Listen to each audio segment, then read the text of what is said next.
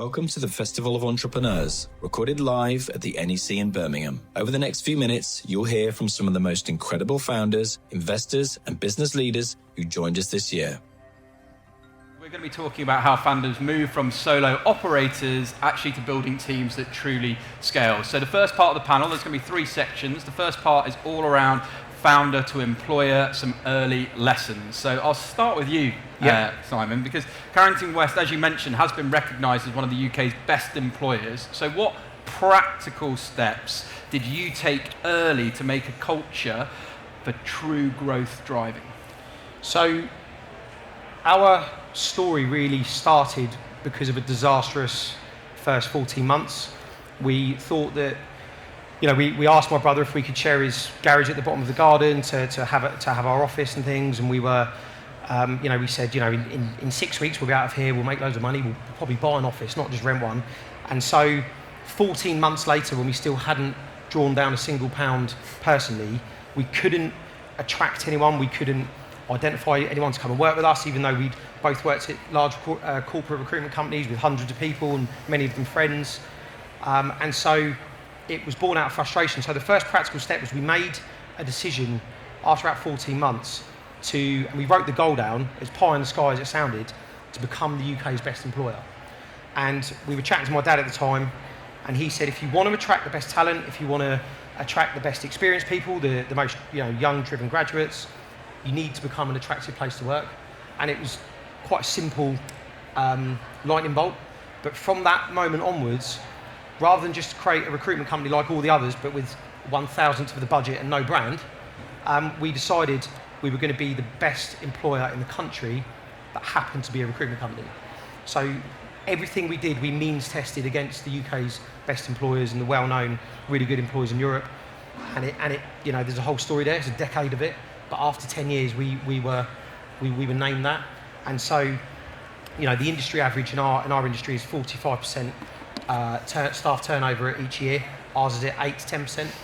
So it's really the retention piece that's meant that we've done it. And I can share some really, hundreds of practical tips. There's not one silver bullet. There's 100 different things you do well. Yeah, no, and thank you for being so sort of open about that and the success stories that have gone away from your journey. Very, very inspiring. Niki, similarly, you have built and scaled 2 law firms and now help organisations create ownership-driven teams. Really like that. So how can founders in the room instill those values when their teams are doubling or potentially tripling in size? Going on what Simon said about how we attract talent and keep them. I've looked at it a lot. How do we manifest that passion that founders, owners often have about their business? And you can really hear that someone loves what they do and they're living and breathing the mission and the values of the company. How do we operationalize that? And one of the conclusions that I reached, looking at my own journey, as a younger lawyer, I was effectively selling law, right? There's nothing drier. But I was building employment departments in bigger London law firms. And why I was so invested without having equity or ownership of the actual business was because I was allowed to be an entrepreneurial lawyer, right? When other younger lawyers were in the back room drafting contracts. Because the firm allowed that, they saw that that was part of my makeup, and I was allowed to bring myself to work. So when we talk about building autonomous ownership cultures in teams, it is really about how can we rethink or look at the design of the actual job and look at how the workforce moves around that.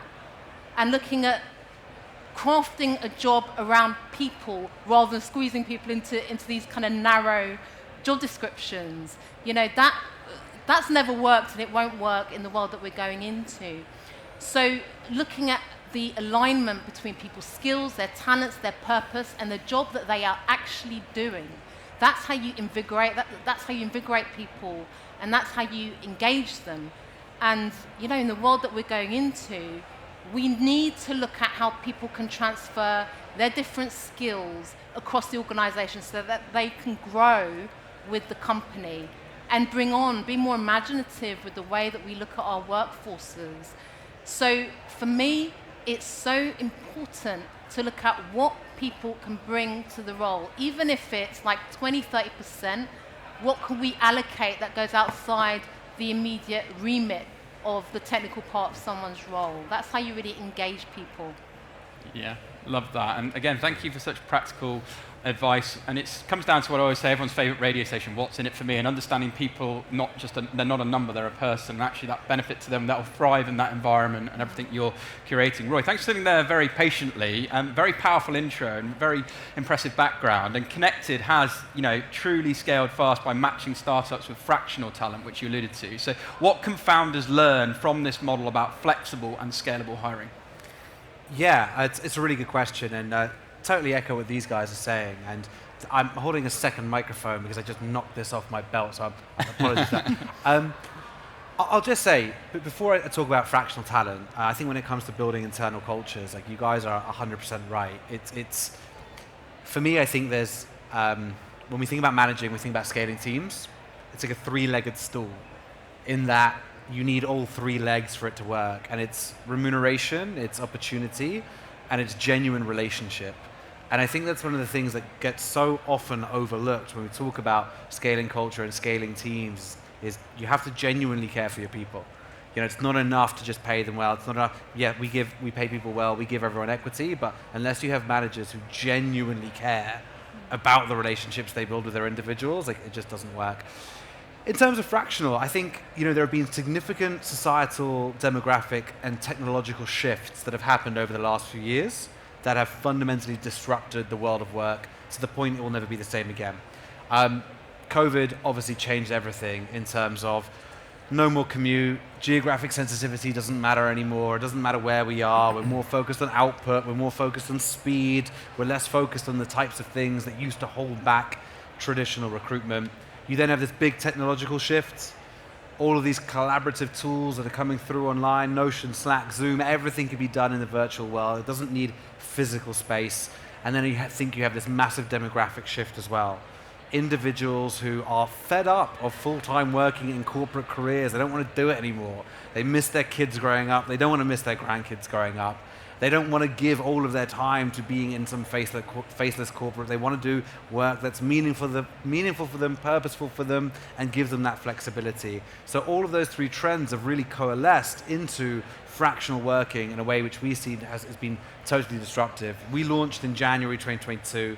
We're now here with 7,000 customers, 200 employees globally, just because we've harnessed this fractional movement.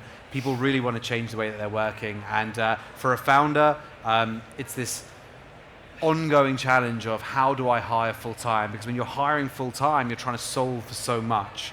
When you're hiring fractionally, you're hiring more about output, you're hiring more about working together on a specific tangible outcome rather than just trying to face the challenge or overcome the challenges that come with normal employment. So our view is the world of work has changed and the future is fractional. Yeah, and kind of your 2 points marry very, very well. Specific is terrific. I said it on an earlier panel today, but if you can understand that and people come in, they're more motivated, it's delivering on that particular project, and you haven't got all the headaches that have passed, and actually giving people what they want as well, right, which is important. So we've talked about the first stage then of sort of founder to employer, some of the early lessons. We're now going to move on to hiring for growth versus long-term fit. And obviously, Simon, you've had a tremendous success story with your business. So how do you ensure that the people you hire are the right fit for your culture specifically? Well, as I said at the top of the interview, we don't always get it right. Yeah. And as I said, we've hired thousands and thousands of people for our clients, and we've hired hundreds of people internally. There's always still a ratio that you get wrong. But for us, our success came when we stopped hiring based on a CV. Now, for our clients, if they're looking for a qualified architect, there has to be some background, there has to be some qualifications. With us, it's slightly different. We hire the person and we teach the easy bit, which is the job.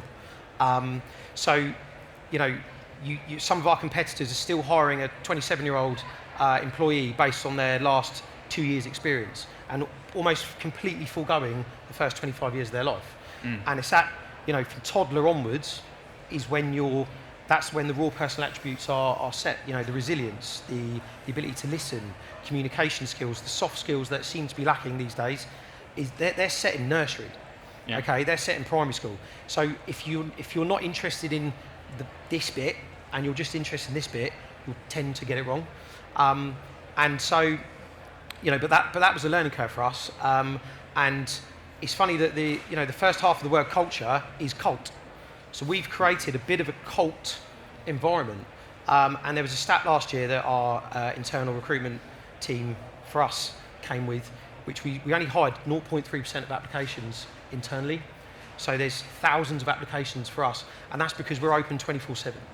So there's not just, right, we need someone in January, let's advertise in October, 3 interviews, pick one. Actually, it's a 24/7 open door, and it's almost like a sales funnel.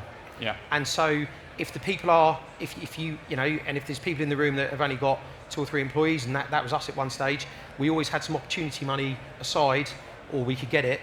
If one of these people came through the sales funnel, excellent, they fit the culture, they're going to be, they're hungry, they're driven, that's what we look for, then we bring them in. If you're not hiring at that particular point and they don't hit all those markers, it's just a polite no. And by the way, the people that you decline at second stage interview have to have such an amazing experience of your recruitment experience that they become one of the biggest advocates. Yeah. Because you're saying no to 99.7% of people. They have to then go into your local community, your local town, and go, I almost made it. Yeah. I almost, maybe next year. That's the environment we've created. I love that. And I love the sort of always open to opportunity, Yeah. always thinking about things. And I always say very openly, I strongly believe you're only one relationship away from changing your life. And that could be a great next employer, it could be a mentor, it could be a leader, it could be anybody, it could be somebody here today. That's why I always come in the room, network, be out there, connect, etc. Okay, Niki, coming back to you. In building your companies and advising leadership teams across Europe, when founders are hiring fast, how do you keep culture strong enough to make people stay, but also grow? It's really difficult. Further to what Simon said as well, when you're starting out, you're growing fast, and you're trying to plug gaps. Things need to be done, right? So you need to hire for that thing to be done. It's hard not to sometimes hire like a complete wrong 'un, whether it's a bad egg or someone who's not really aligned with the end values of the company. And that causes all sorts of pain, right? I know it. When you can feel in the pit of your stomach that they're not quite right for the organization, but you do it because you just feel you need to. I think, there are roles that are more technical than others, but beyond that, the primary thing that I'm looking at on recruitment is, number one, teachability. I don't want know-it-alls, whatever the age, whatever the background.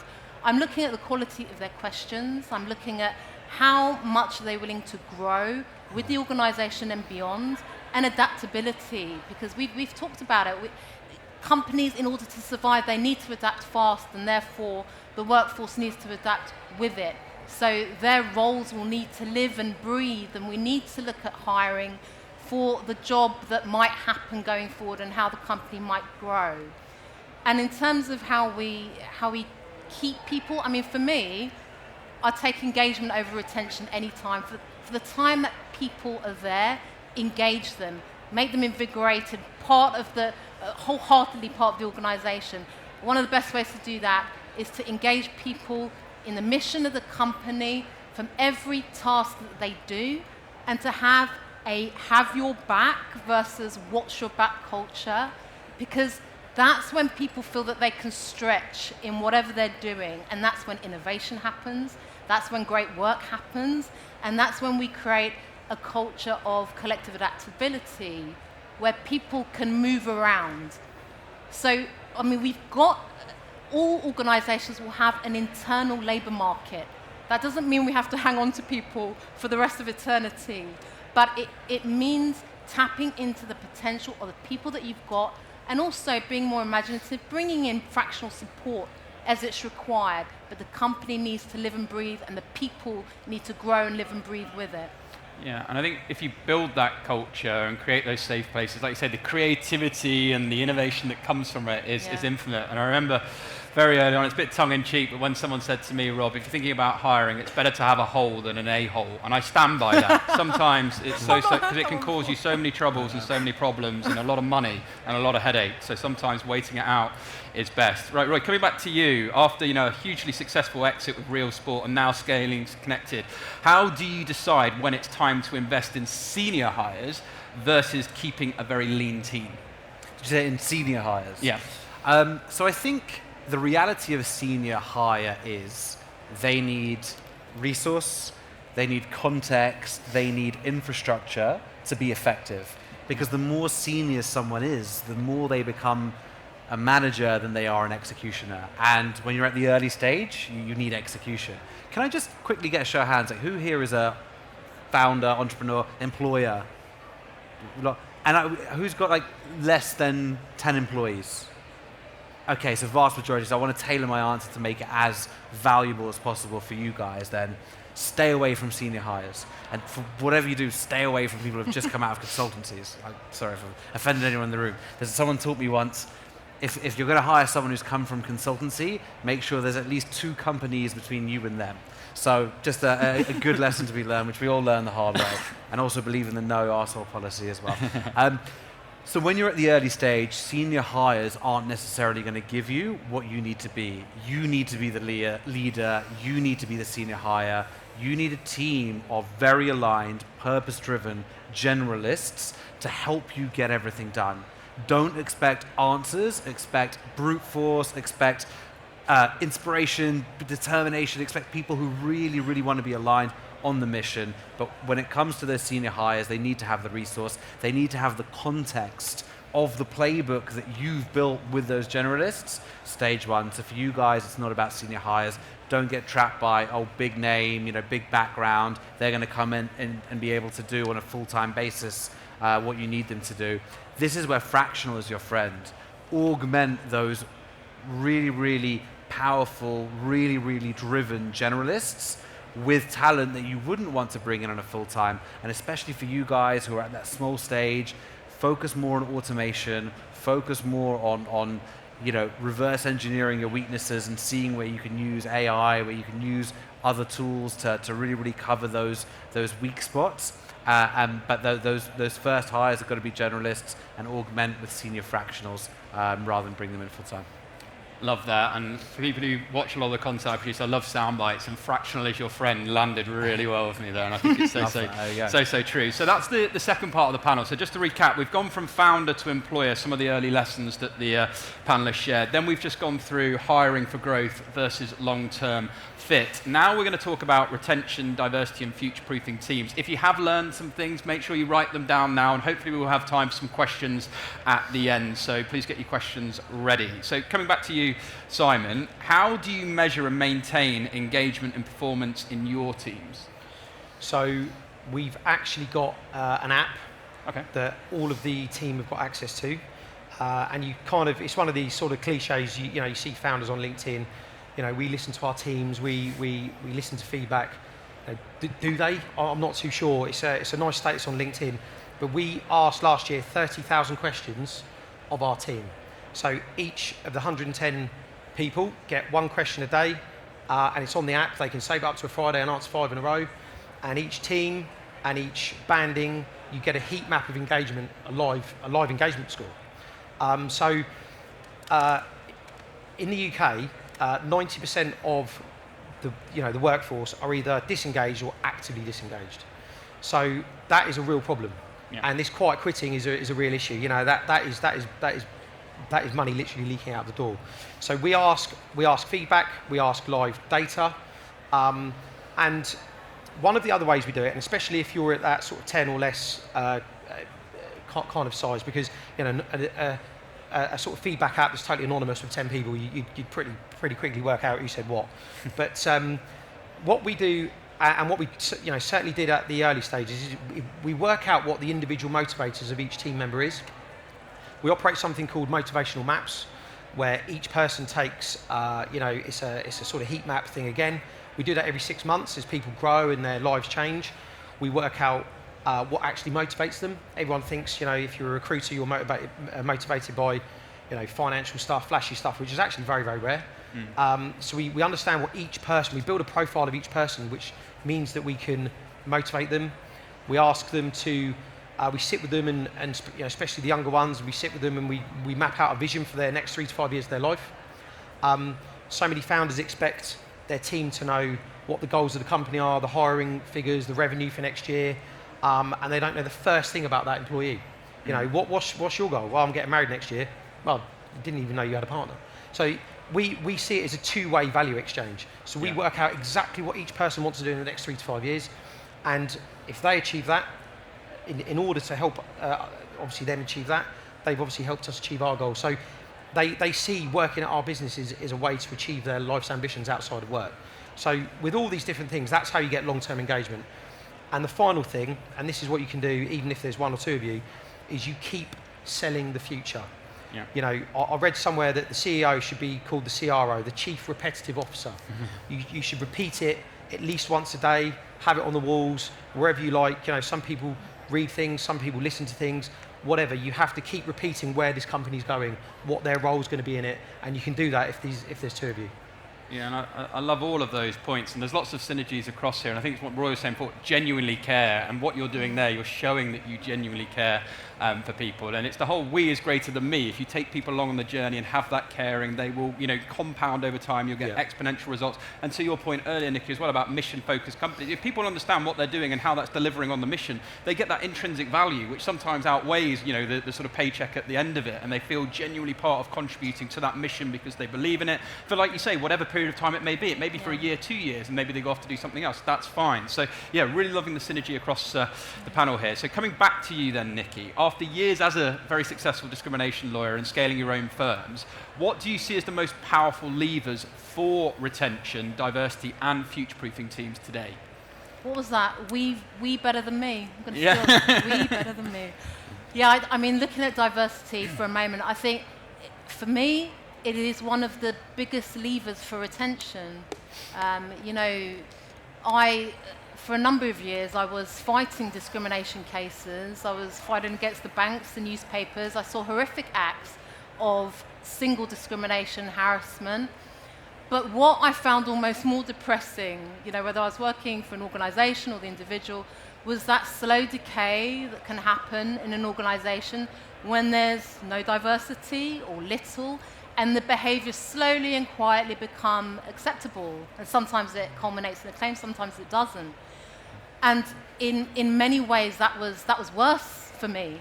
And now, you know, I go to organizations and we talk about and we operationalize building stronger autonomous teams. Part of that conversation is diversity. How do we build that, operationalize that in a way that works? And how do we really build that cultural intelligence? Because we need to look at not hiring for sameness and not celebrating that as much as celebrating people's differences. You know, that's the true meaning of diversity. And I've come to hate the term like-minded.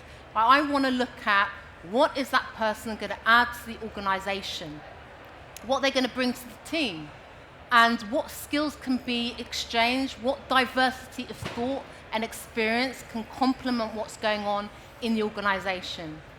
You know, there are so many things that are happening, so much that's changing, that we need people's different thoughts, different experiences. That's what creates a diversity of idea, a disruption of the status quo, which is needed more than ever, and that's what creates great work.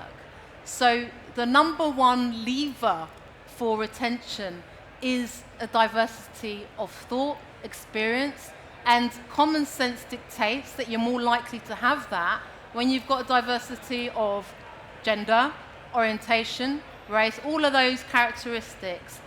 So beyond my kind of legal knowledge, I just defer to common sense to say that diversity means and can coexist with unity and people being aligned with the end mission of the company. The two are not at cross purposes.